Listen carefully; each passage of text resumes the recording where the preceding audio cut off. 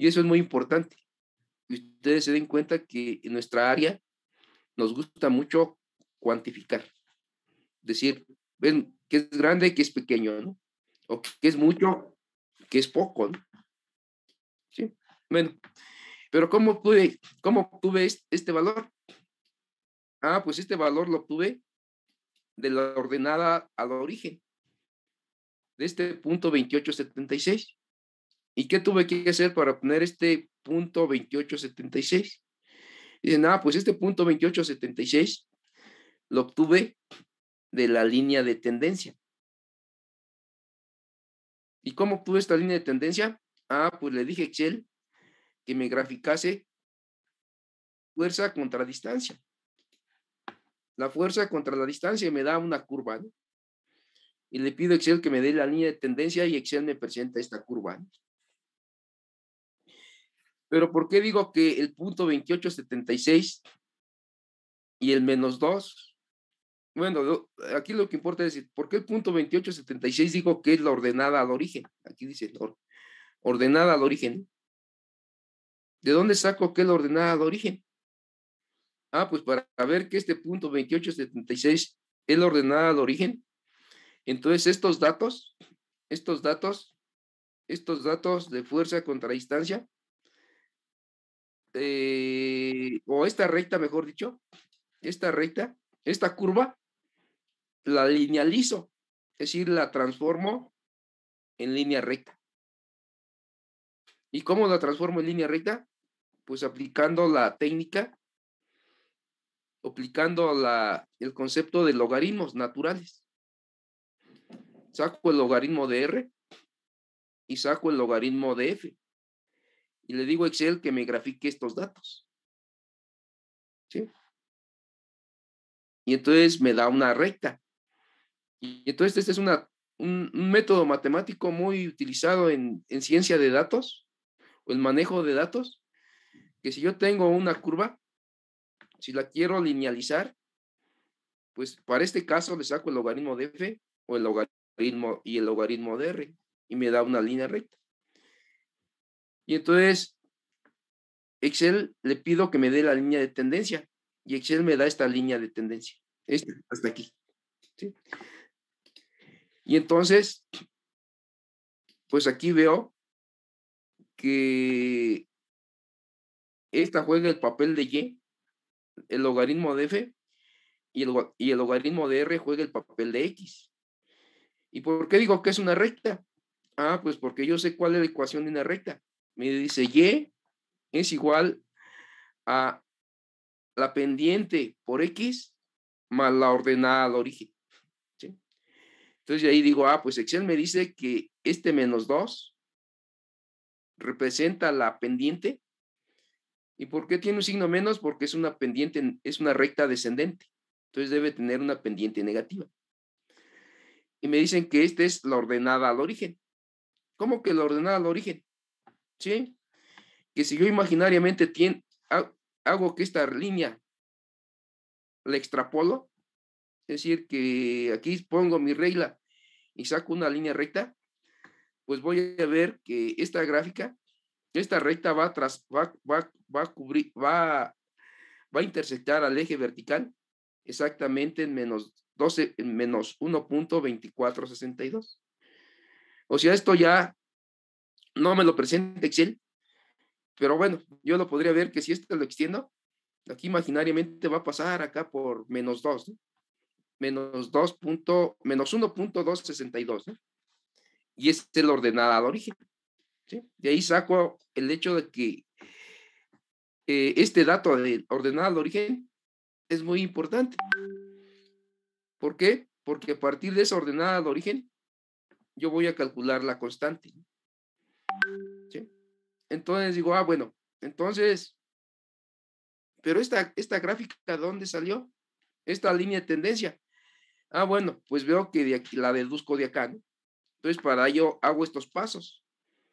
Aplico propiedades del logaritmo y llego a esta ecuación. Y veo que esta ecuación, se fijan, es exactamente esta.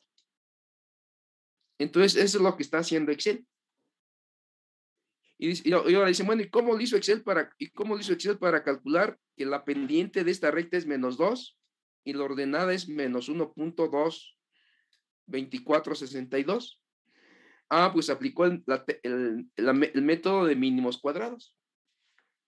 ¿Sí? Es decir, que si yo quiero ver que Excel no se equivocó y realmente la ordenada al origen y la pendiente de esta recta es 2 y -1.2462, tendría que aplicar el método de mínimos cuadrados, ¿no? Que si alguna vez lo vimos, ¿no? Ya ahorita en particular, pues ya no le estoy pidiendo que lo demuestren, ¿no? Ya alguna vez lo demostraron que Excel, para sacar líneas de tendencia, utiliza mínimos cuadrados, ¿no? La técnica de mínimos cuadrados. Bueno, y acá abajo, esta es otra técnica que les dije, bueno, si no quieren utilizar logaritmos, otra manera es utilizar lo que se llama la técnica de cambio de variable, ¿no? Y también obtengo una recta, ¿no? También obtengo una recta y van a ver que de nuevo la pendiente es 2876, que es esta, ¿no? ¿Sí? Que es esta, ¿no? Y la ordenada de origen, pues es prácticamente cero, ¿no? ¿Sí? 0.0001. Dije, bueno, pero realmente el que se utiliza mucho es esta técnica, ¿no? La famosa sacar logaritmos, ¿sí? Y les dije, y esta ya no se las pedí, ¿no? Esta ya no es necesario que la presenten en el reporte. Esta tercera gráfica, ¿no? Pero sí es importante que presenten esta y presenten esta, ¿no? ¿Sí? Eso sí es importante. Bueno, y entonces, ¿cómo obtuve, una vez que ya obtuve la ordenada de origen, que le puse aquí, ahora sí, ¿cómo obtuve la constante? Pues simplemente lo que hago es, lo que hice para obtener esta constante, simplemente fue a lo que hay en F53, es decir, lo que hay aquí, al punto 2876, lo dividí entre el producto de las cargas. ¿Sí? Esto es muy importante que lo entiendan, porque la constante sale de aquí. ¿Por qué tuve que dividir este entre el producto de las cargas que yo utilicé? Acuérdense qué cargas yo utilicé en macro. Pues utilicé 4 microcoulombs y 8 microcoulombs. Y les dije, un microcoulomb es 4 por 10 a la menos 6. Este es 1, 2, 3, 4, 5, 6. 8 microcoulombs, pues es 8 por 10 a la menos 6. Entonces son 1, 2, 3, 4, 5, 6, ¿no? Y entonces cuando divido entre las cargas, me da la constante. Y entonces es la que utilizo para calcular las fuerzas, ¿sí? Por eso puse lo que hay en G53, por el producto de las cargas entre la distancia al cuadrado, ¿no? Y listo, ¿no? Y entonces concluyo que mis resultados son muy precisos, ¿no? Porque mi error es 0.005, 0.004, 0.0005. O sea, mi error es muy pequeño, ¿no? Bueno, eso lo hice para macro. También lo hice para micro. Tal vez esto se les va a dificultar un poquito más el micro. ¿Por qué? Pues porque son cantidades más pequeñas. Y siempre cuando se manejan cantidades más pequeñas, pues siempre va a haber más error. Y entonces eso, pues lo vamos a comprobar también haciendo el mismo proceso que hicimos en macro, ¿no? ¿Y qué es lo que hice? Pues lo que hice fue lo mismo, ¿no? De nuevo, aquí están mis distancias.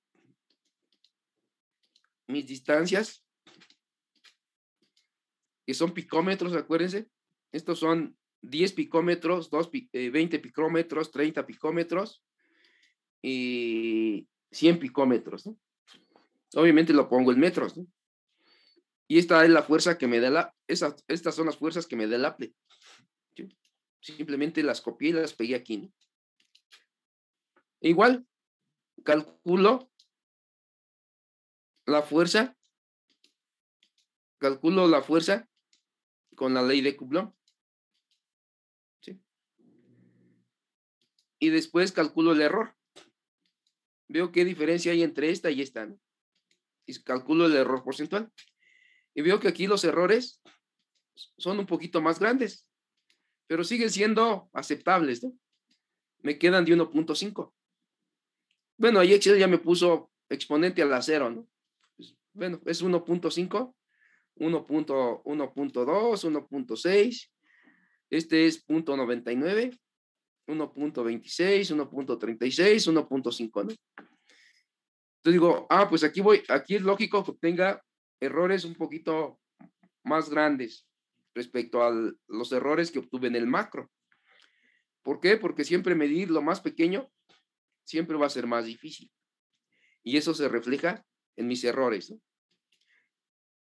Le pido a Excel de nuevo que me calcule esta gráfica, que me grafique estos datos.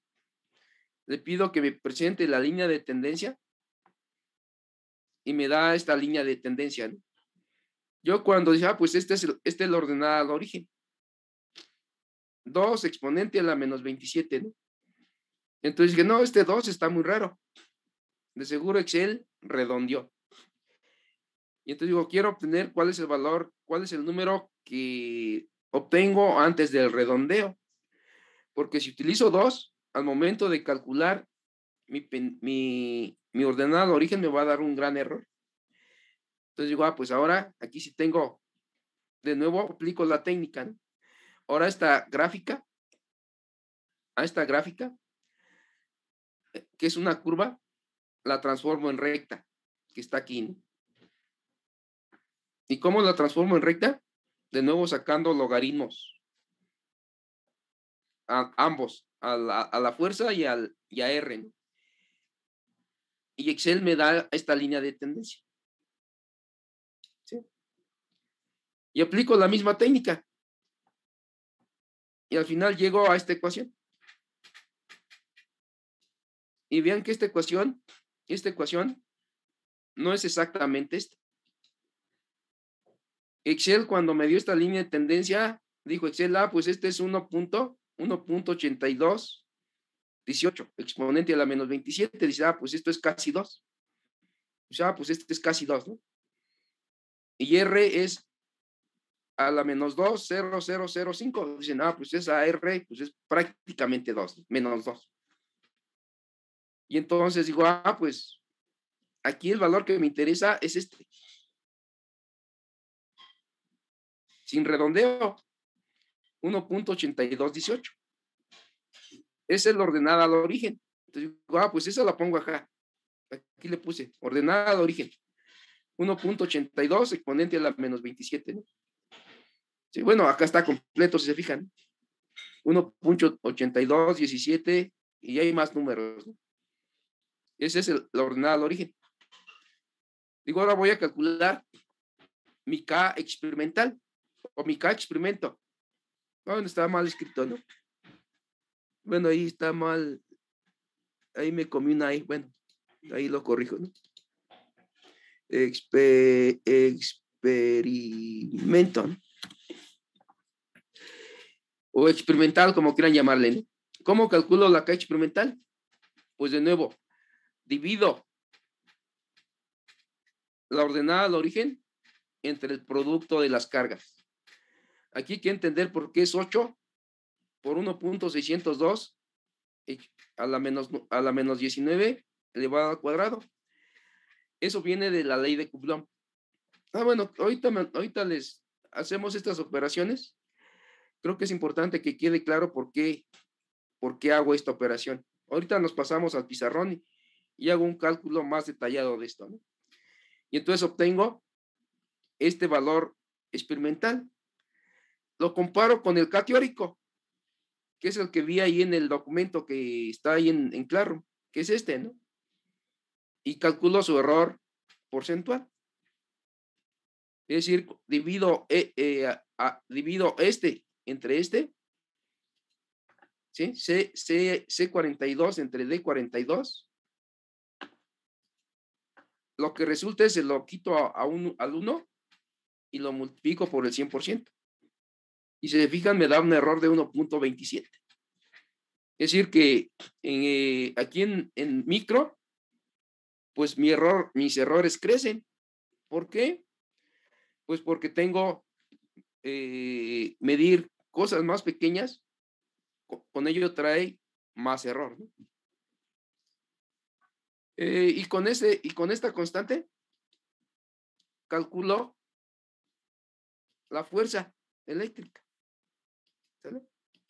Calculo la fuerza eléctrica. ¿Sale? Y veo el error.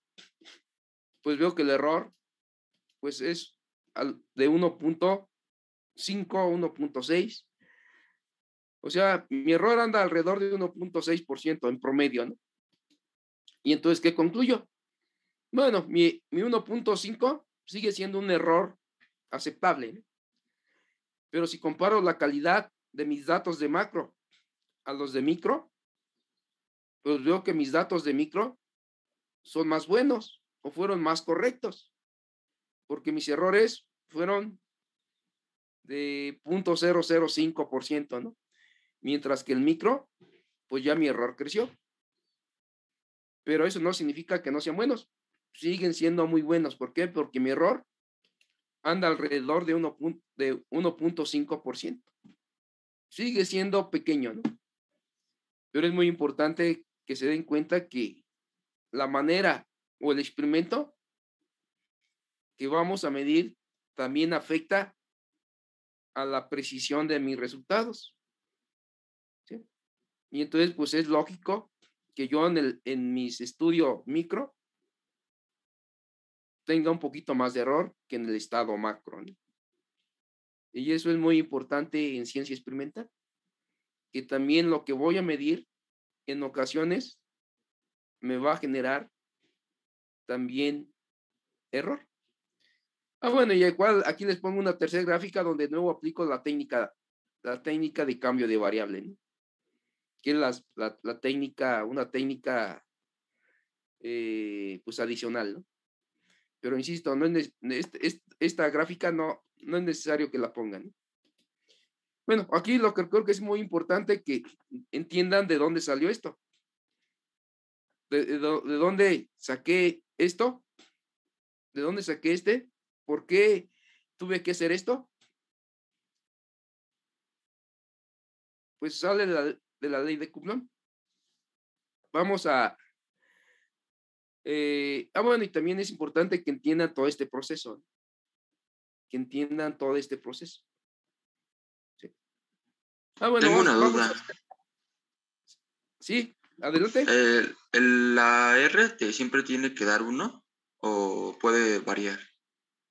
La R. Ajá. No, aquí siempre aquí te queda 2 por logaritmo de R, ¿no?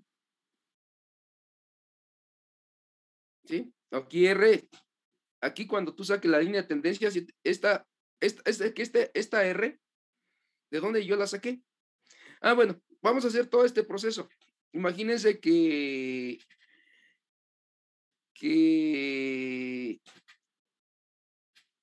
bueno, les muestro cómo hice todo este proceso, ¿no? Bueno, tengo que repetir ahí todo esto, ¿no? Entonces, imagínense que esta gráfica no la tengo, ¿no? Ya la borré. Que estoy en el proceso, ¿no? Digo, bueno, ahora esta gráfica la voy a linealizar. ¿Cómo? Saco sus logaritmos, ¿no? Entonces digo, Excel, grafícame los logaritmos de R y los logaritmos de F, ¿no? Entonces selecciono mis dos columnas, le digo, Excel, insértame una gráfica que tenga puntos unidos por líneas y me da la gráfica que borré, ¿no? ¿Sí? La pongo por acá y la hago un poquito mayor, ¿no? ¿Sale? Ahí está mi gráfica del logaritmo de F contra el logaritmo de R, ¿no? Bueno, después le pongo las etiquetas a los ejes, ¿no? Y le digo, bueno, pues ahora calcúlame la línea de tendencia, que ustedes pues ya lo saben hacer, ¿no? Simplemente le digo, Excel, muéstrame la línea de tendencia y que sea una línea de tendencia lineal. Y ya lo hizo, ¿no? Simplemente lo que tengo que ver es dónde está esa línea de tendencia. Bueno, pues si ustedes tienen buena vista van a ver que la línea de tendencia está sobrepuesta sobre mi línea original, que van a ver que por ahí hay una línea punteada, ¿no? Por ahí debe haber una línea punteada. Entonces le doy ahí, bueno, le puedo poner que me saque un color diferente para que vean ustedes la línea de tendencia, ¿no? Una línea, que me ponga una línea, por ejemplo, roja, ¿no? Y por ahí van a ver que está la línea roja, ¿no? Pero se borra la línea azul, pero la línea azul está abajo, ¿no? Bueno, ahí está la línea de tendencia, ¿no? Está sobrepuesta. Digo, preséntame la ecuación y preséntame la correlación lineal. ¿Sale? Y entonces me presenta esta ecuación, que la voy a agrandar para poderla ver mejor, ¿no? Te digo, muéstrame un tamaño de 20, por ejemplo, ¿no? Ah, bueno, no lo hizo. ¿Por qué? Pues no lo sé. Excel no, en ocasiones no me obedece, ¿no? Ahí está. Esa es la gráfica que me da de línea de tendencia, ¿eh? O sea, Excel nunca me va a decir que este es un logaritmo y este es otro logaritmo, ¿no? Eso yo lo obtengo ya de mi razonamiento. Y veo que esta ecuación no se parece nada a esta, ¿eh? ¿Sí? Y entonces se fijan aquí, yo lo que hice fue que el logaritmo, que en Y estoy graficando el logaritmo de la fuerza. Entonces esto lo agrego por mi entender, por mi autoanálisis, ¿no? No, perdón, de F, ¿no? Logaritmo de la fuerza. ¿Sí? Dice en X, ¿y X quién es? Ah, pues en X no estoy, X es, para este experimento, el logaritmo de R. Y ahí R siempre es 1. ¿Sale? Porque no me quedó X al cuadrado ni X a la -1, ¿no? Es X, entonces R es R a la 1, ¿no? Bueno, después voy a ver que no va a ser R a la 1, sino va a ser R a la -2.05, ¿no? Ah, bueno, pero eso hay que explicarlo. Entonces lo que voy a hacer ahora, esta gráfica, me la voy a llevar al pizarrón y voy a hacer el análisis que aquí borré, ¿no? Para ver si queda más claro ese punto, que es un punto muy importante, que entiendan ese punto, ¿no? Entonces dejen prender mi pizarrón y abrir el programa, ¿no? Sale. Entonces ahora les comparto el pizarrón. Nada más acuérdense que es logaritmo de F igual a -2,005 logaritmo de R menos 61,57, ¿no? Entonces les dejo de compartir y nos pasamos al pizarrón. A ver, dejen ver el programa y les comparto el pizarrón, la imagen del pizarrón. Sale. Entonces, ¿cómo obtuve esto? Ah, bueno, pues escribo la ecuación. Dice, yo la ecuación que tengo es el logaritmo natural de la fuerza es igual al logaritmo. No, perdón, no era, aquí había algo más, ¿no? Era -2, era igual a -2.005 logaritmo de R menos, ¿era qué? 61, ya se me olvidó el numerito ese, ¿no? Ahorita lo pongo. Era 61,57 menos 61,57 menos 61,57. Esa es la ecuación que me dio Chel, ¿no? Y entonces digo, bueno, pues esta parte la puedo transformar utilizando una propiedad de los logaritmos, que espero que alguna vez lo hayan visto, ¿no? Dicen, bueno, ¿qué es dice si ustedes sacan el logaritmo de un número elevado a un exponente, de la base elevada a un exponente, pues van a ver que esto es igual a que el logaritmo, la exponente baje y saquen el logaritmo de la base. Eso es cierto. Ejemplo, dice, ¿qué pasa si ustedes tuvieran logaritmo natural de x al cuadrado? O de un número cualquiera, ¿no? Dice, por ejemplo, el más conocido, ¿no? Que tienen la base 10 elevada al cuadrado. Y dicen, ¿cuánto vale ese número? Ah, pues tendría que decir, pues esto es 2 por el logaritmo de 10. Se van a la calculadora, sacan el logaritmo de 10 y lo multiplican por 2 y van a calcular el valor de esta función. ¿Sí? Es lo que significa esto, ¿no? Y si ya se dieron cuenta, cuando se utilizan los logaritmos, pues van a ver que en ciencia se utilizan mucho cuando hay cambios muy rápidos, ¿sí? O números muy grandes. Bueno, pues aplico esta propiedad, ¿no? Simplemente digo, ahora esta propiedad la aplico a mi ecuación. Digo, pues este 2, este menos 205, es n. Y r sería x. Entonces ahora esta ecuación la aplico al revés, ¿no? Digo, ahora, yo tengo esto, pues esto lo puedo poner igual así. Digo, pues simplemente esto va a ser logaritmo de la fuerza es igual al logaritmo natural de r a la menos 2.005 menos 61.57. ¿Sale? Eso fue lo que hice. Digo, bueno, ahora como es un logaritmo natural, y aquí a mi izquierda hay otro logaritmo natural, pues junto los logaritmos, ¿no? Entonces, pues simplemente me queda logaritmo de f menos logaritmo natural de r. Está positivo, pasa negativo, está sumando, pasa restando. Menos 2.0005. Y se queda del mismo lado. Menos 61.57. Y luego dice, bueno, ¿y luego qué? Bueno, pues como estoy aquí jugando con logaritmos, pues voy a ver que en los logaritmos hay otra propiedad. ¿Cuál es la otra propiedad?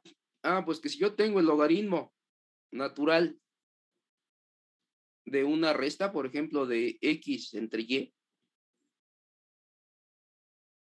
pues esto equivale a sacar el logaritmo de lo de arriba menos el logaritmo de lo de abajo, ¿no? Esa es otra propiedad.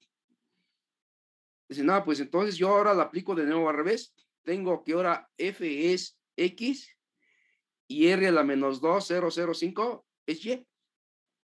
Y entonces ahora veo esta propiedad de derecha a izquierda, ¿no?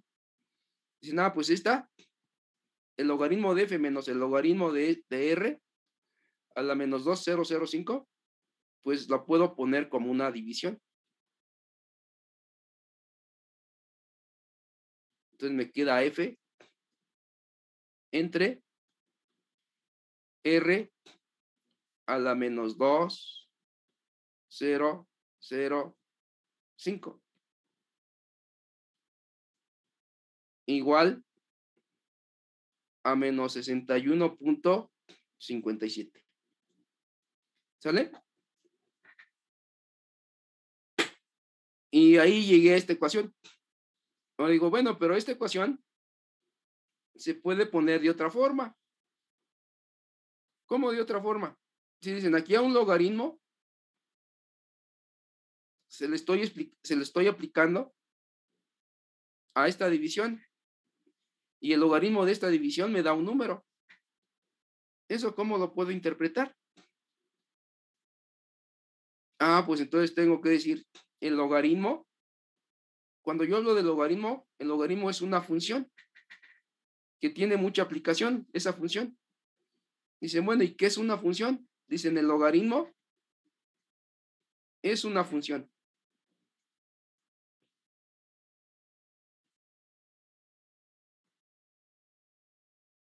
¿Sí? Eso es lo que dicen los matemáticos. El logaritmo es una de las funciones muy útiles, ¿no? Dicen, ¿pero qué significa que sea una función? Bueno, pues ustedes ya les han hablado mucho de este símbolo.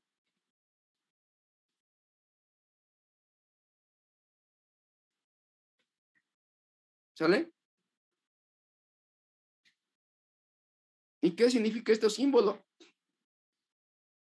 Pues que tienen dos conjuntos, o lo pueden ver así.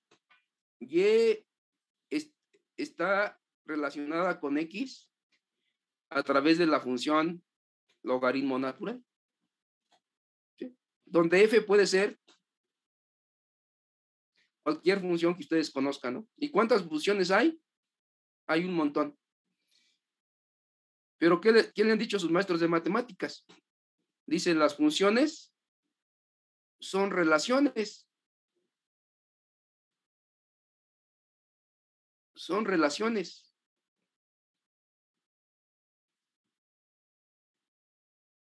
Son relaciones.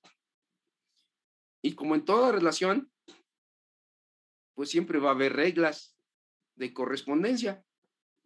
Y si una función es una relación, pues si hay una relación, significa que va a haber regla. Al final de cuentas, la función debe tener una regla de correspondencia.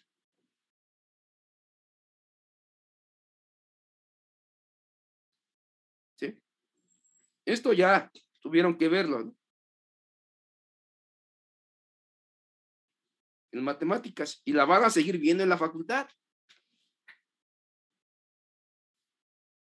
Y obviamente les van a preguntar, bueno, una función es una relación que debe tener ciertas reglas de correspondencia. Y aquí viene una pregunta. Entonces, ¿toda relación puede ser función?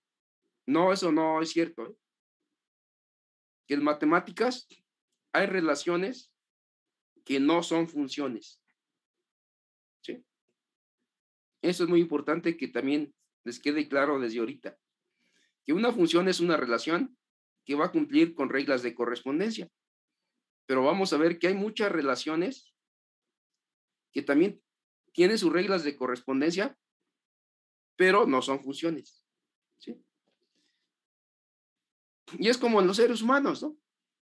Si ustedes tienen una relación pues con alguien, bueno, con sus papás, por ejemplo, la relación padre-hijo, pues obviamente, pues van a ver que si van al psicólogo, pues el psicólogo, ¿qué les va a decir? Pues hay relaciones entre padres e hijos que en ocasiones son funcionales y en ocasiones son disfuncionales, ¿no? ¿Sí? Y entonces, si ustedes tienen un papá muy rígido o muy ordenado, pues les va a leer bien la cartilla, ¿no? Les va a poner bien las reglas de correspondencia. ¿Cómo cuáles? Pues aquí en casa todo mundo debe estar antes de las 10 de la noche, ¿no? Gente que llegue después de 10 de la noche la va a encontrar la puerta cerrada y se queda en la calle, ¿sí?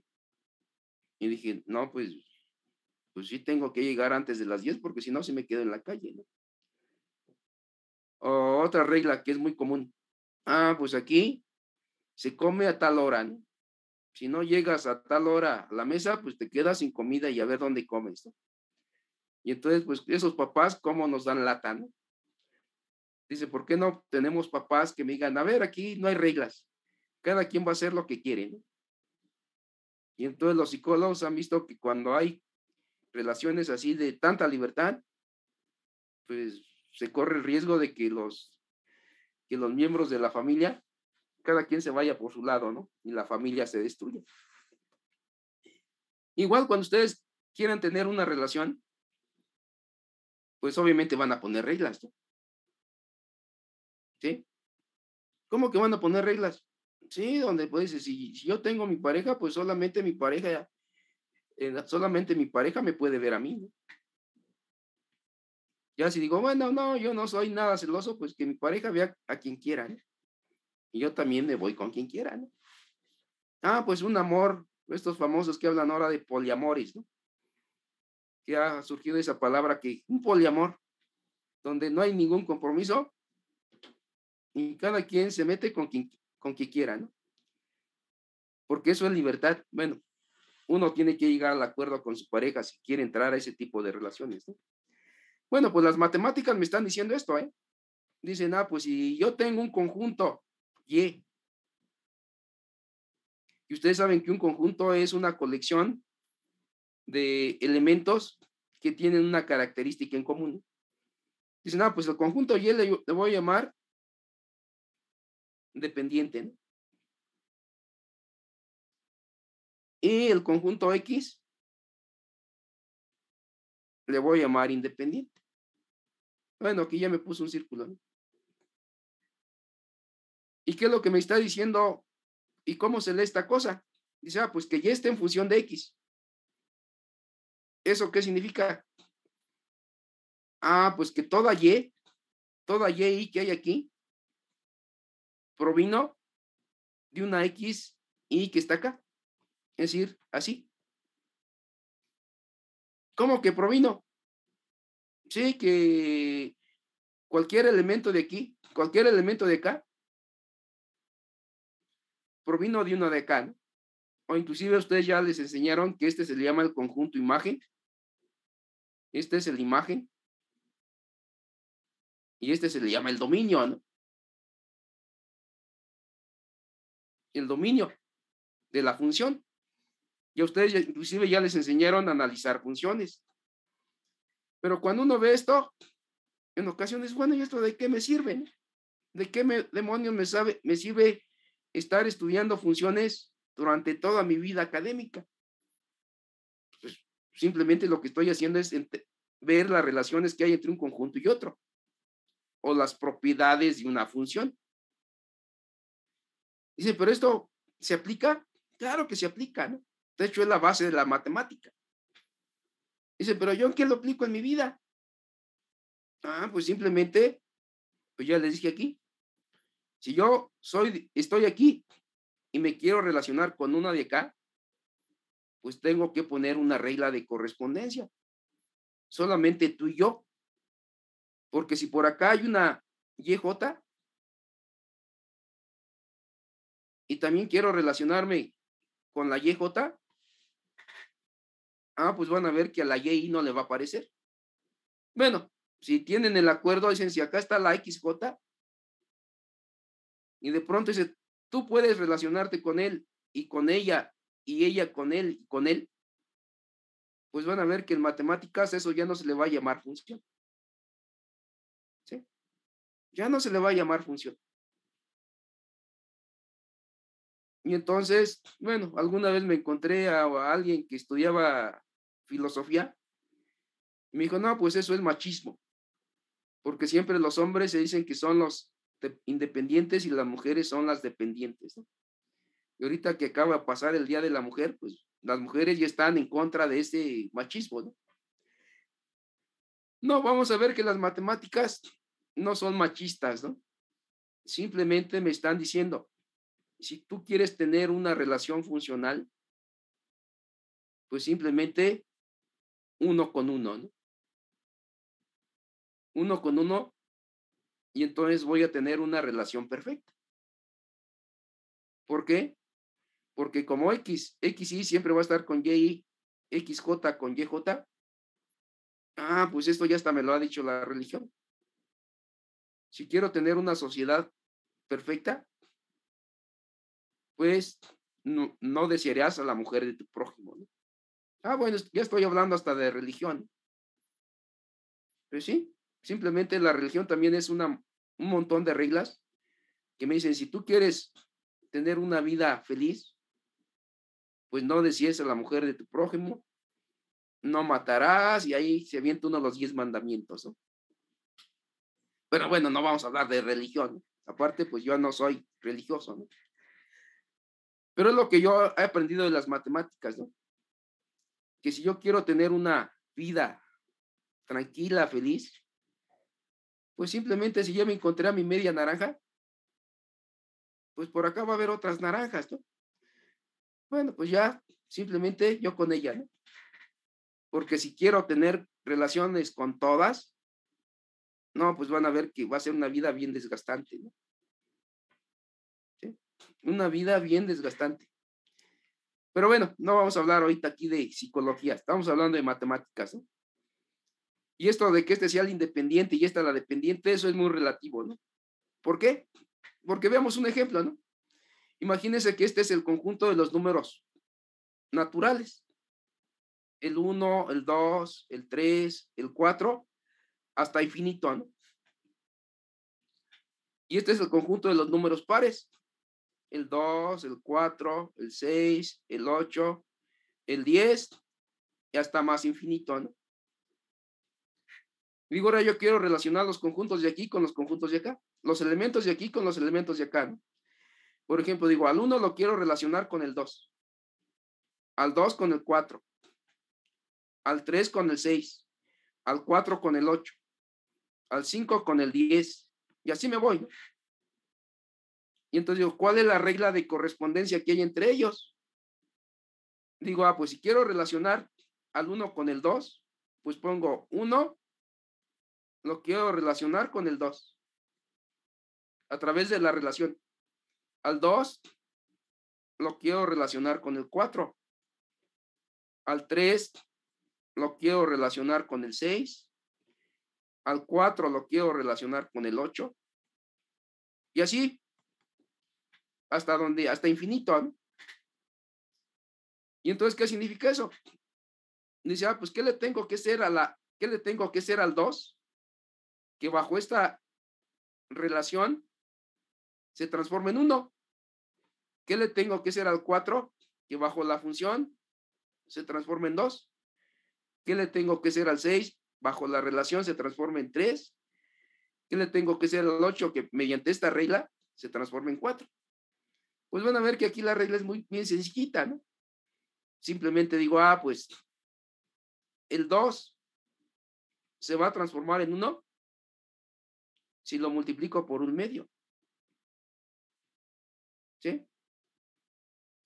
Igual, el 4 se va a transformar en 2 si lo multiplico por un medio. El 6 se va a transformar en 3 si lo multiplico por un medio. El 8 se transforma en 4 si lo multiplico por un medio. Y entonces digo, ¿cuál es la relación que explica de manera general a esta relación? ¿Qué es una relación funcional? Pues simplemente me dicen, si a la X la multiplicas por un medio, eso se va a transformar, la X se va a transformar en Y. Y cuando uno entiende esto, dice, pues qué hermoso es la matemática. ¿Por qué? Pues cuando yo me voy a sentir que me transformo en otra persona, pues cuando estoy enamorado, ¿verdad? Y entonces, si yo tengo una función ideal donde solamente una persona se enamora de otra, pues tendría una sociedad feliz. Estoy hablando de manera ideal, ¿eh?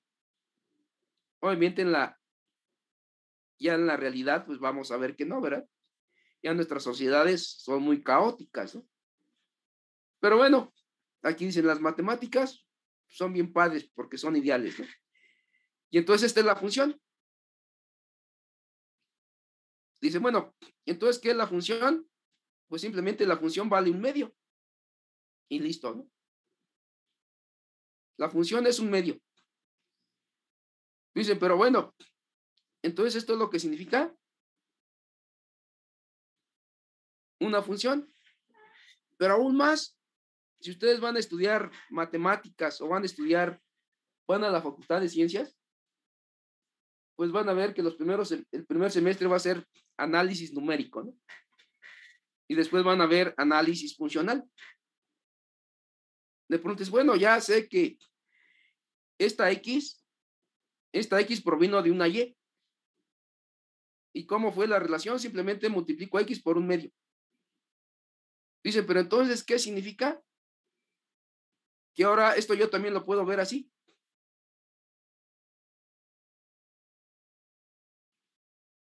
¿Están de acuerdo que esto es igual a esto? Ah, pues esto significa que ahora ahora estoy diciendo, si ahora yo al 1 lo multiplico por 2, me da 2. Si al 2 lo multiplico por 2, me da 4. Si al 3 lo multiplico por 2, me da 6. Si al 2 lo multiplico por 4, me da 8. Esto es lo que significa. Si no, ahora estoy viendo la relación. Cuando apliqué esta ecuación, digo, ahora este se transformó en este, ¿no? Y ese le llamé la función directa. La función, bueno, no se le pone función directa, se le pone nada más f, ¿no? O función más, como quieran, ¿no? Aunque no se acostumbra a ponerle función más. Sí, pero ahora yo lo puedo ver también así. Esta se llama la función inversa.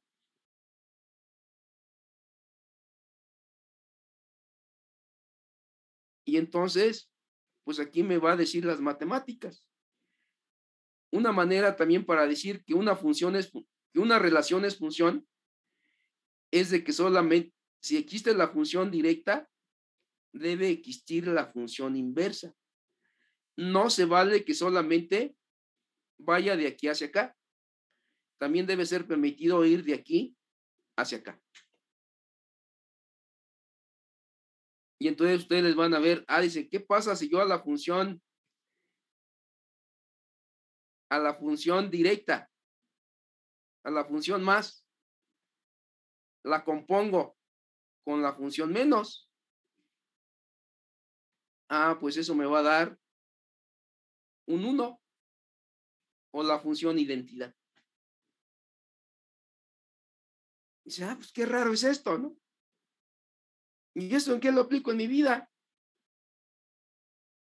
Pues ya me está diciendo que si yo me siento transformado en ella se debe sentir transformado en mí para que la relación se dé. Dice, no, pues eso no sucede en la realidad, profe. Y me acuerdo que alguna vez tuve un alumno que estudió física y estuvo conmigo en la prepa y andaba sufriendo. Decía, profe, pues yo siempre me enamoro de ella, pero ellas no se enamoran de mí. Y sufro y no me deja dormir. Digo, pues es que no has encontrado a la adecuada. Y entonces, ¿cómo la encuentro? Pues ya verás que llegará. ¿Cómo? Pues no lo sé. Pero siempre uno, si busca, encuentra. ¿Sale? Pero también lo que le dije, también lo que yo he aprendido en la vida es de que yo solamente me voy a enamorar de alguien que se enamore de mí. Así de simple. Así de sencillito. Porque si no, voy a sufrir. Y si ustedes logran ver eso, este razonamiento, van a ver que se van a quitar un montonal de insomnios, un montonal de borracheras, un montonal de sufrimiento, ¿no? Yo solamente me puedo enamorar de alguien que se enamore de mí. Así de simple, ¿no? Bueno, pues eso se lee así. Que si yo a la función directa después le aplico la función inversa, eso me va a dar la identidad. Bueno, ¿y este relajo para qué me lo explica si usted me estaba explicando esto? Pues porque ahora acuérdense que el logaritmo es una función. Entonces, ¿qué es lo que hace la función logaritmo? Pues, por ejemplo, que todo número de acá, si a usted si aquí a cualquier X le aplican el logaritmo, van a ver que les va a dar un número de acá. ¿Y eso cómo lo obtengo? Pues con la calculadora, ¿no? Por ejemplo, si me dicen, ¿cuánto vale el logaritmo natural de 1? Dice, el logaritmo natural de 1 vale 0. ¿Cuánto vale el logaritmo natural de 2? Se vale 0.69. ¿Cuánto vale el logaritmo de 3? Logaritmo natural de 3, 1.09. ¿Cuánto vale el logaritmo de 4? 1.38. Y así me voy, ¿no? Me la puedo pasar toda la vida sacando logaritmos. El logaritmo de 5, 1.60. Y dice, ¿y cuánto vale el logaritmo de un número negativo? Pues van a ver que esos logaritmos no existen. La calculadora me dice error. ¿Sí? Entonces el logaritmo es una regla de correspondencia que a los elementos de acá los asocia con elementos de acá, ¿no? Y entonces dicen, el logaritmo es la función directa. Entonces, ¿eso qué significa? Que si yo al logaritmo natural, que si quieren, le aplico el logaritmo a la -1, ¿eso qué me va a dar? Me va a dar la función identidad. O me da un 1, como quieran verlo. Bueno, pero aquí va a haber un problema. Que en la notación no se acostumbra a poner logaritmo natural a la -1. A este numerito, este logaritmo ln a la -1, en la literatura no lo van a encontrar así, sino lo van a poner así.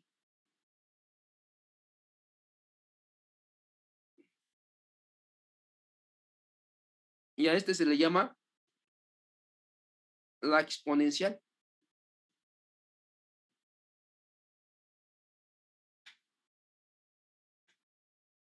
¿Sí? Se le conoce como la función exponencial.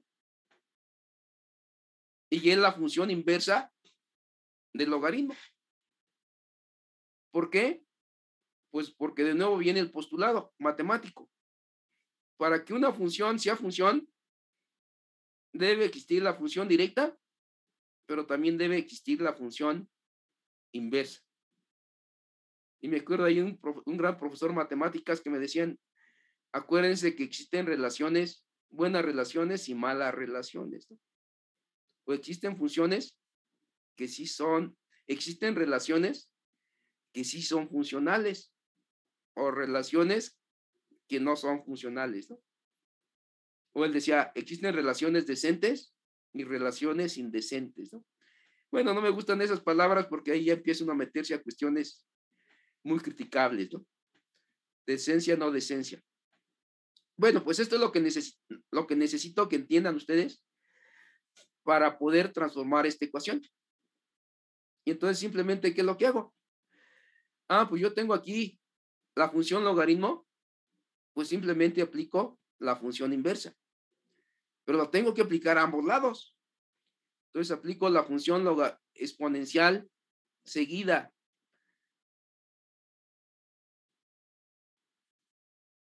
Esto de lo que está aquí adentro.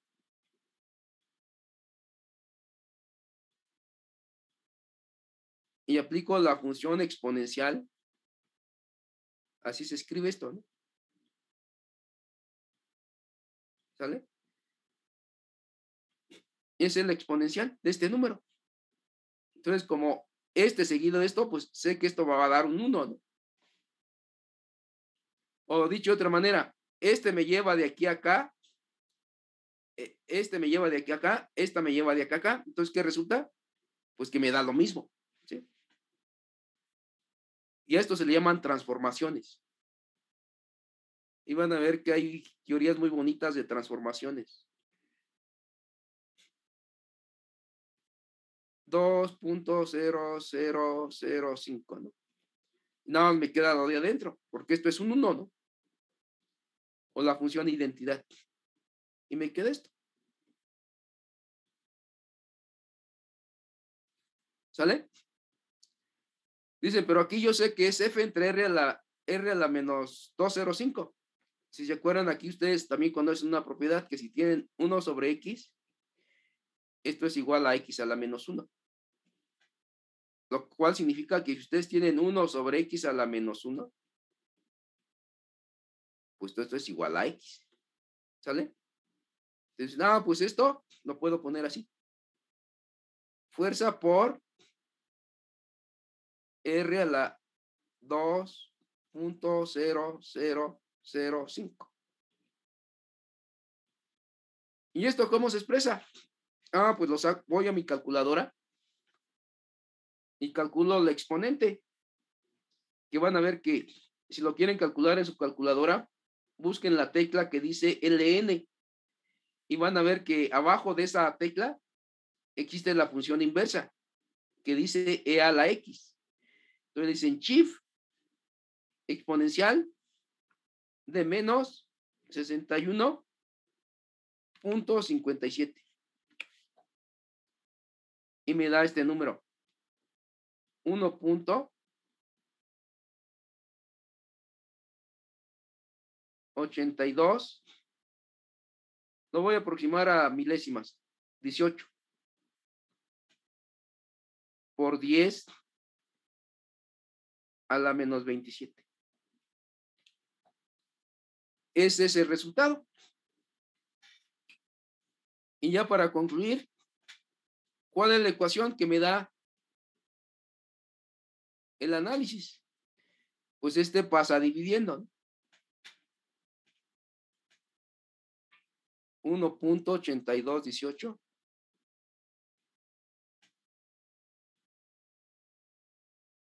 por 10 a la menos 27 entre R al cuadrado. Bueno, R a la 20005. Y esta es la función que obtuve. ¿Sale? Y entonces lo primero que tengo que concluir, que esto se parece, dicen, por ellos, esto se parece a esta ecuación teórica. La ecuación de Coulomb, que me dice, pues esto es igual, tiene esta forma.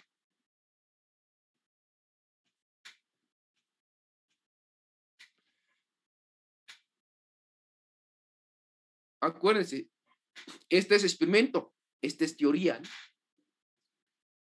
Digo, al menos pues coincidimos, ¿no? Esto pues es prácticamente 2, ¿no? Esto es prácticamente 2. ¿Sí? Digo, bueno, pues sí, cumple aproximadamente con la ley de Coulomb. Dicen, aquí está F, R cuadrada, R cuadrada. Dice, entonces, ¿este numerito quién va a ser? Pues este numerito debe coincidir con lo que está arriba. Entonces, aquí lo que concluyo, que si ustedes multiplican la constante por el producto de las cargas, de la carga 1 y la carga 2, esto les va a dar este número. Eso equivale a este número.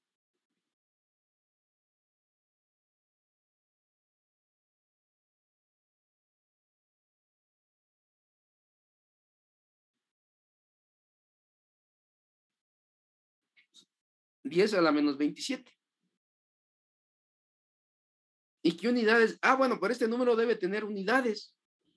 ¿Qué unidades debe tener? Pues si me acuerdo de esta teoría, dicen, yo sé que esto tiene Coulomb, este tiene Coulomb, este tiene metros cuadrados. Entonces, para que al multiplicar este por este, por este, por este, tenga newtons, entonces sé que K debe tener newton por metro cuadrado entre Coulomb cuadrado. Estas son las unidades de la constante. Entonces, este numerito, ¿qué unidades debe tener? ¿Qué unidades debe tener este numerito? Dice, bueno, pues no me queda muy claro, pero ahorita lo voy a deducir. Entonces digo, pues este debe tener, esto va a ser igual a 1.8218 por 10 a la menos 27 Coulomb por Coulomb. Y entonces digo, pues este debe tener Newton por metro cuadrado. Newton por metro cuadrado. ¿Por qué? Porque si divido Coulomb por Coulomb, me queda Newton por metro cuadrado entre Coulomb cuadrados. Y listo, ¿no? Y entonces, ¿qué me dice esta ecuación? Pues, si yo ya conozco las cargas,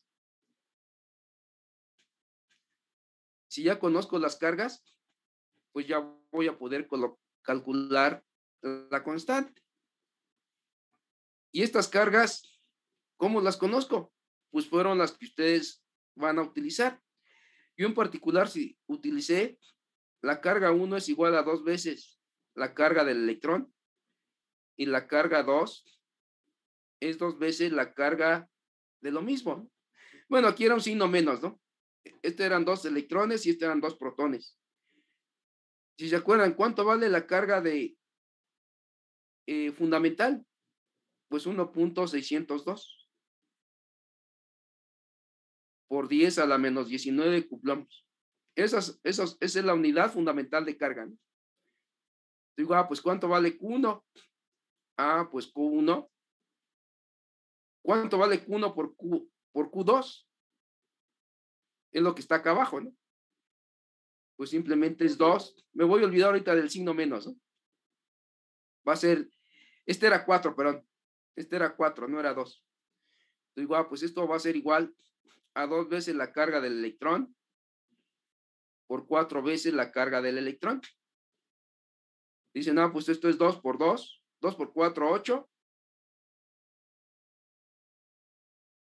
Por E al cuadrado. E por E al cuadrado, ¿no? Digo, pues esto es igual a 8 por 1.602 por 10 a la menos 19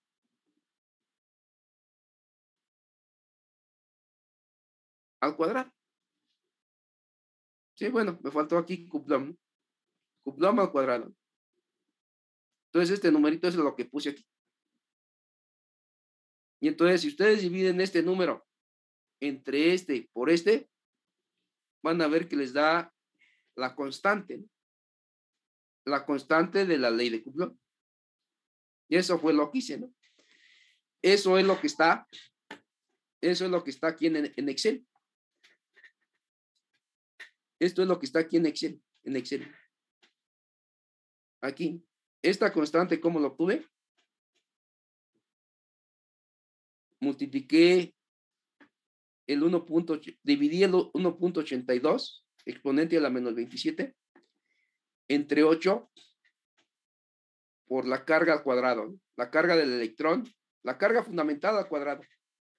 Y me da este número. 8.87. Si lo comparo con el 8, con el valor que me da el documento, pues veo que tengo un error de 1.27. 1.27%. ¿Cómo lo obtuve? Pues utilicé la fórmula del error porcentual, ¿no? Y listo. No sé si con esto ya te quedó más claro el asunto. No sé si esto era lo que preguntabas. Sí, justamente era eso lo que preguntaba. También tenía duda de lo que explicó de la K y eso. Gracias, profe. Bueno, pues díganme si hay alguna otra duda del trabajo o algún otro comentario. Le digo, este tema es muy padre. Desafortunadamente, cuando uno entra a la facultad, pues en ocasiones el tema se hace muy complejo porque de pronto uno se pierde en la matemática, ¿no? o se pierden el concepto, pero pues van a ver que si entienden la esencia de este tipo de cosas, pues uno se divierte mucho con esta asignatura que es electromagnetismo, ¿no? Y desafortunadamente, pues esta asignatura es una de las más difíciles. Es decir, es una de las asignaturas que cuando uno está en facultad, pues reprueba más, o los alumnos reprueban más esta asignatura, ¿no? ¿Por qué? Porque en ocasiones me hablan de cosas que no entiendo, ¿no? Y por eso que le estoy poniendo mucha atención a este tema, ¿no? Que entiendan que, sobre todo esta parte que les acabo de mencionar, de todo este análisis que vimos, todo este análisis que vimos, ayuda mucho, sobre todo cuando uno lleva física experimental, ¿no? Si alguno de ustedes va a estudiar física, pues van a ver que en la Facultad de Ciencias van a llevar física teórica y van a llevar física experimental, es decir, laboratorio de física, ¿no? Y esto se utiliza mucho en laboratorios de física, ¿no? En ingeniería supongo que también van a llevar laboratorios de física, ¿no? Y creo que también llevan como en tercer, cuarto semestre una una materia de electromagnetismo, ¿no? Obviamente decir, bueno, profe, si yo voy a estudiar matemáticas, bueno, pues ya aquí tienen toda la teoría, ¿no? Van a ver que en matemáticas hay un montón de teorías bien interesantes, ¿no? Y si van a estudiar actuaría, pues no se diga más, ¿no? Que los actuarios necesitan llevar muchas matemáticas. Obviamente a los actuarios, pues no les va a interesar la ley de Coulomb, ¿no? Pero van a ver que en la actuaría, pues hay fenómenos muy interesantes, donde que hay que estudiar, por ejemplo, ahora, bueno, pues un fenómeno ahorita muy reciente, pues es la pandemia, ¿no? Pues van a ver que la gente que está estudiando los modelos epidemiológicos, por ahí hay actuarios, hay matemáticos, hay físicos, hay ingenieros, ¿no? Y entonces, acuérdense que les mencioné que hace poco, una de las primeras materias, una de las primeras carreras que se acaban de abrir en el IMAS, es la carrera que se llama ciencia de datos, es decir, la ciencia de los grandes números, ¿no? Y entonces van a ver que pues ahí la gente que quiere estudiar la ciencia de datos, pues van a estar relacionadas con decir, si yo tengo dos conjuntos, X y Y, ¿cuáles son las relaciones que se pueden establecer en esos dos conjuntos, ¿no? Y entonces, y sé que muchas veces cuando uno lleva conjuntos, pues es un tema que nos aburre mucho, ¿no? ¿Pero por qué? Pues porque uno dice, bueno, ¿y qué demonios significa que encontrar la relación de un conjunto con otro conjunto, ¿no? ¿Eso de qué me sirve, no? ¿Con qué se come?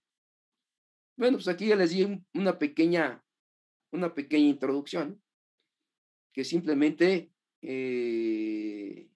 al final de cuentas, la matemática, pues es una invención humana.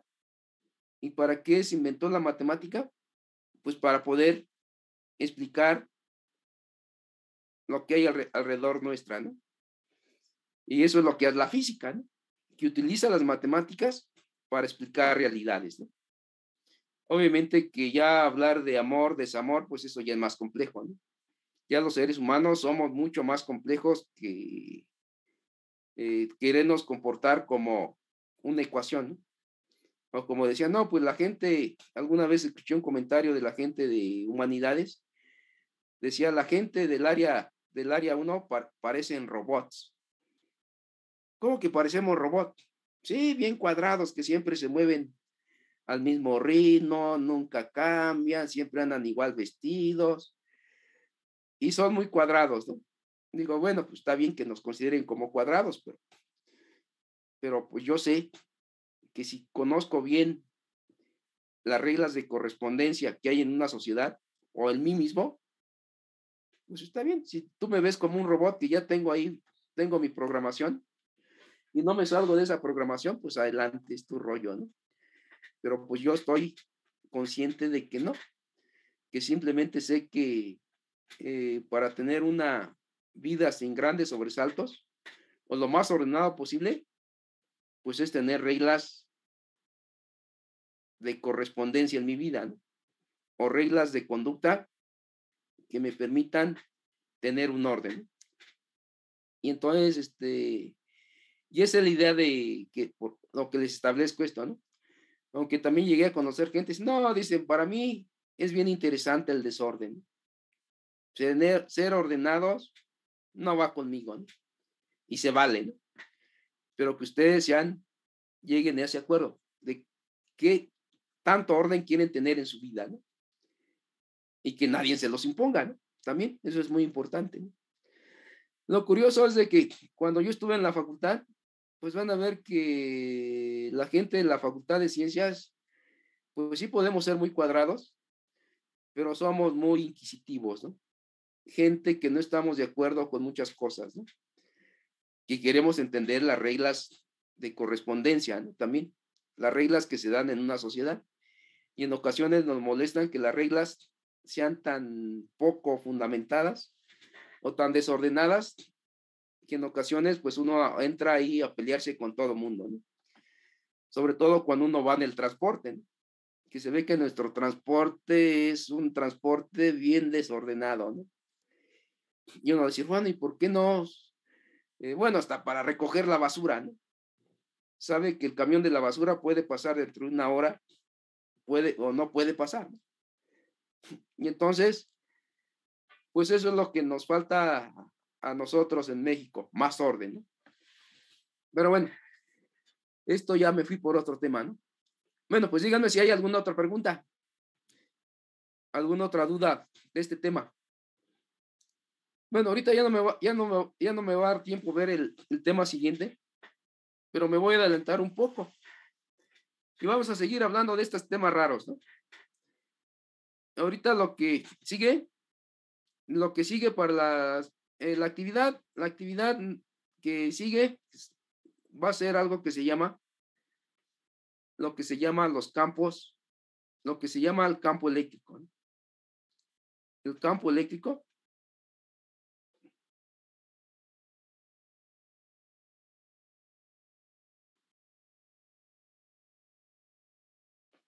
y potencial eléctrico.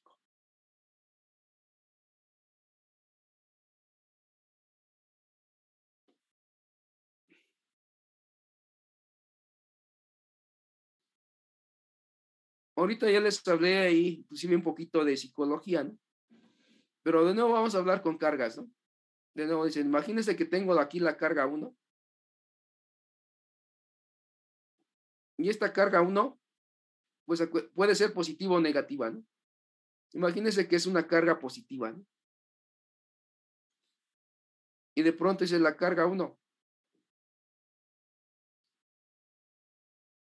Esta carga 1, bueno, si existe esta carga, simplemente se sabe que esta carga va a tener sentido de carga hasta que por el infinito, por acá,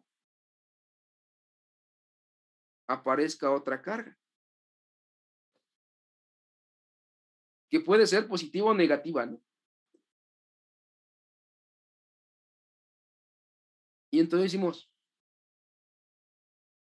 si yo estoy aquí, imagínense que yo soy esta carga, ¿no? Y aquí estoy sola y triste y que no tengo con quién interactuar, ¿no?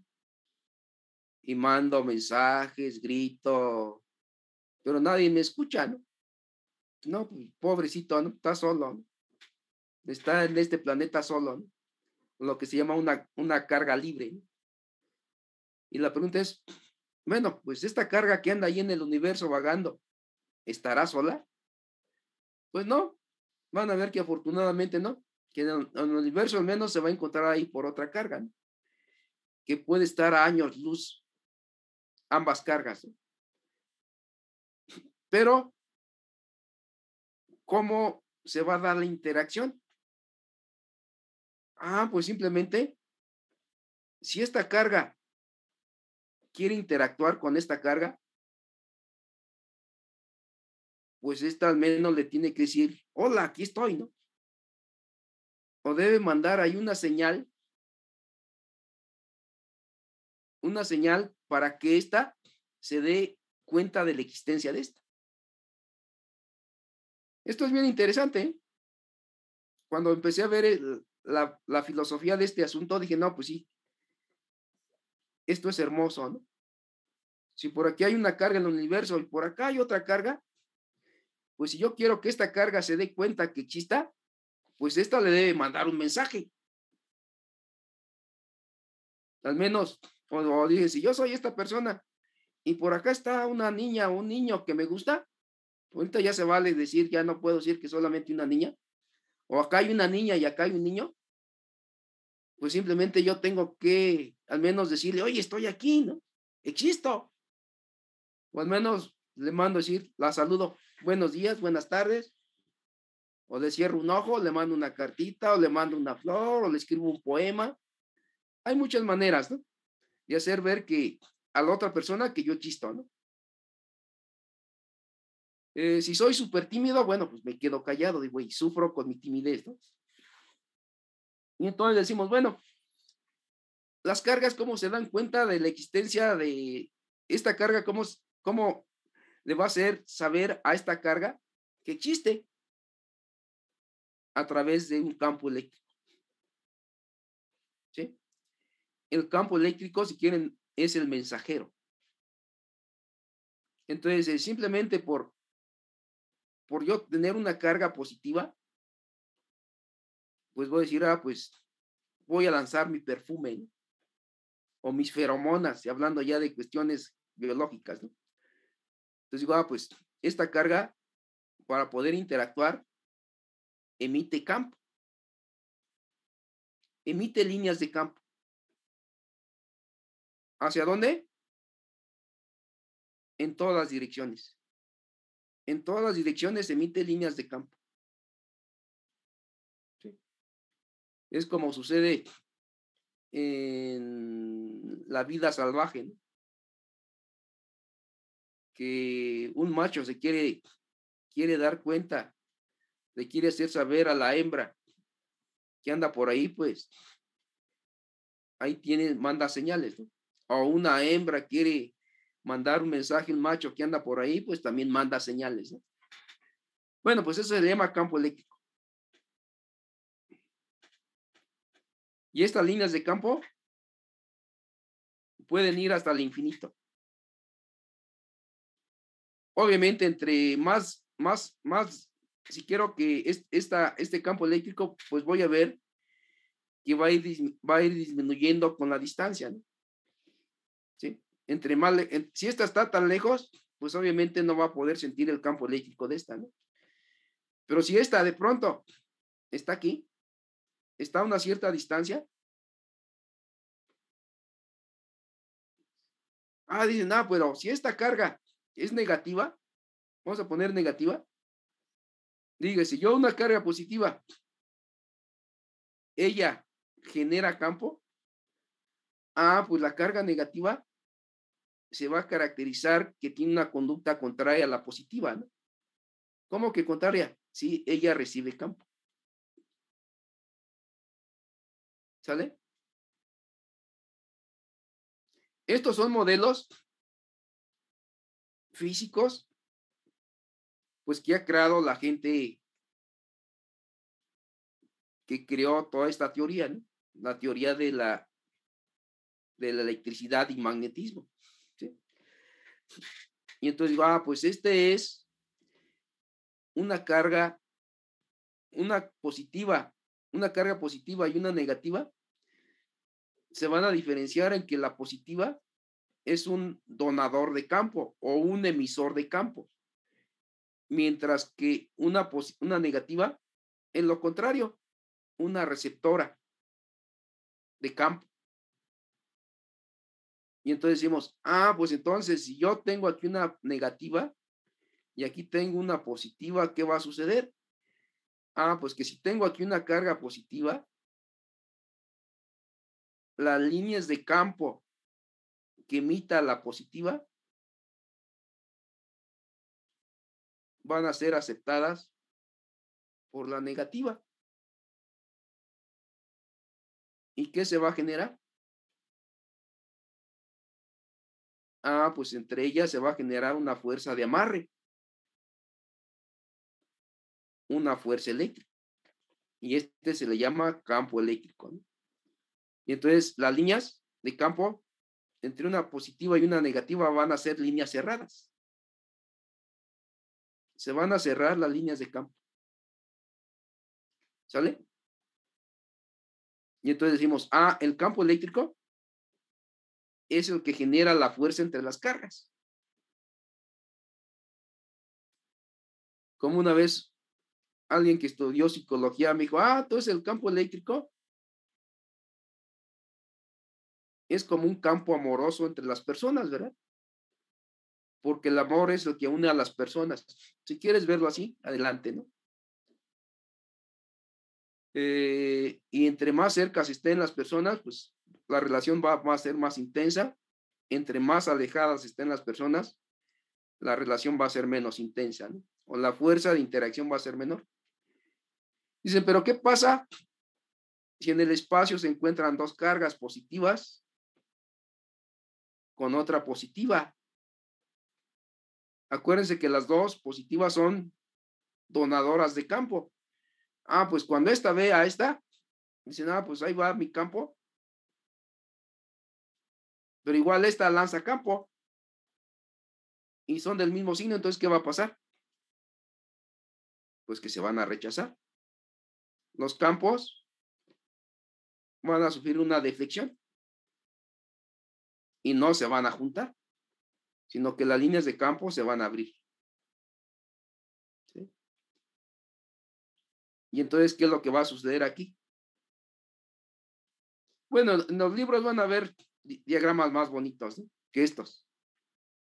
Pues que ahora aquí, este va a sentir un rechazo, igual este, ¿no? De ahí sale que, ¿por qué las dos cargas del mismo signo se repelen? Sí, aquí las líneas van saliendo de ambas, ¿no? ¿Y qué pasa en las cargas negativas? Si las dos son negativas. Pues si las dos son negativas,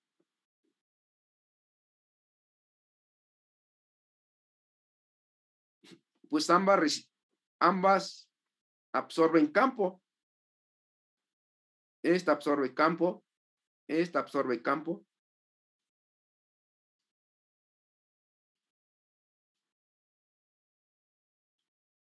Y entonces, ¿qué va a pasar? Que las líneas que vienen de acá, igual las que vienen de acá, pues no se juntan, ¿no?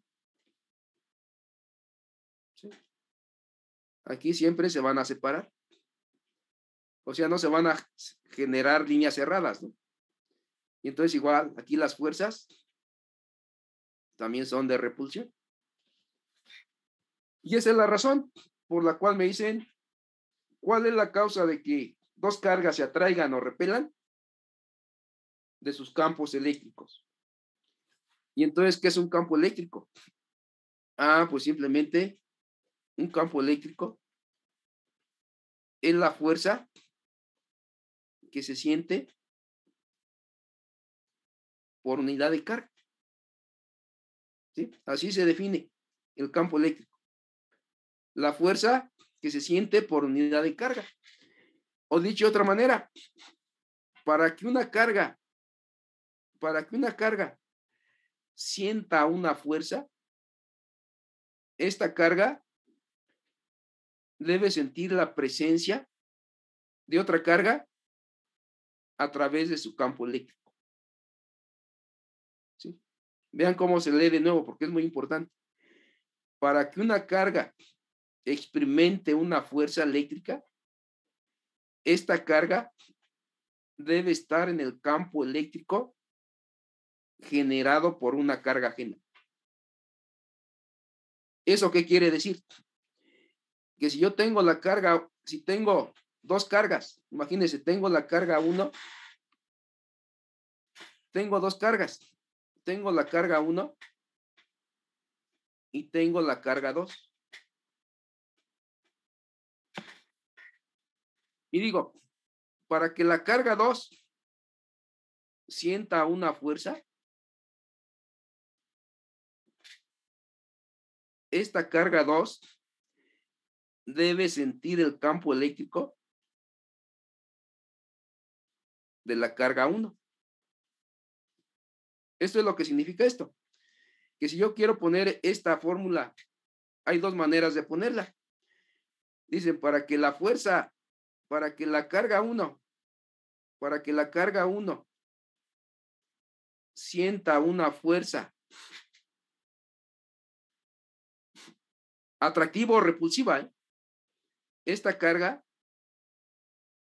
debe sentir el campo eléctrico de la carga 2. O, bueno, y también, aquí es y. Y pues también se va a cumplir lo contrario. Para que la carga 2 sienta una fuerza, debe sentir el campo eléctrico de 1. Esa es física. Es lo que les decía esto de los conjuntos, ¿no? Para que se dé la relación entre estas dos cargas, pues la fuerza con la que es atraída esta por esta debe ser igual a la fuerza que debe sentir esta debido al campo eléctrico de la otra. ¿Sí?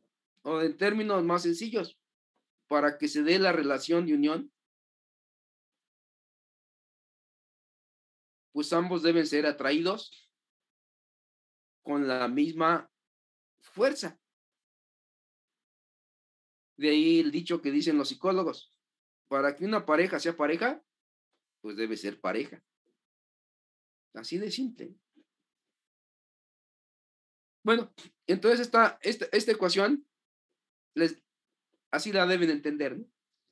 Que para que una carga sienta una fuerza, esta carga debe estar en el campo eléctrico generada por otra, ¿no?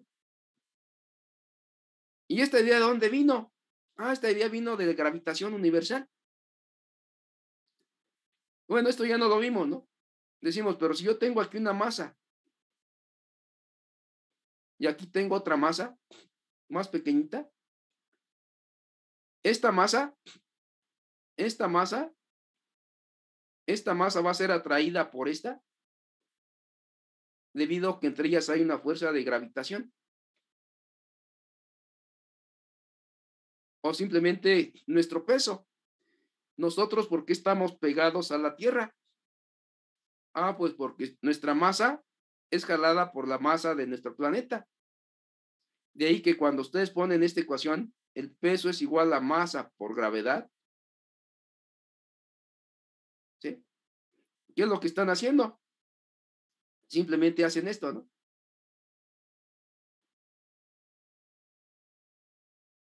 ¿Y cómo leo esta ecuación? Dice, esta masa tiene peso porque esta masa está en el campo gravitacional de la Tierra. Es decir, si esta es nuestra masa y nosotros sentimos nuestro peso, nosotros tenemos peso debido a que estamos en el campo gravitacional de la Tierra. Así de simple.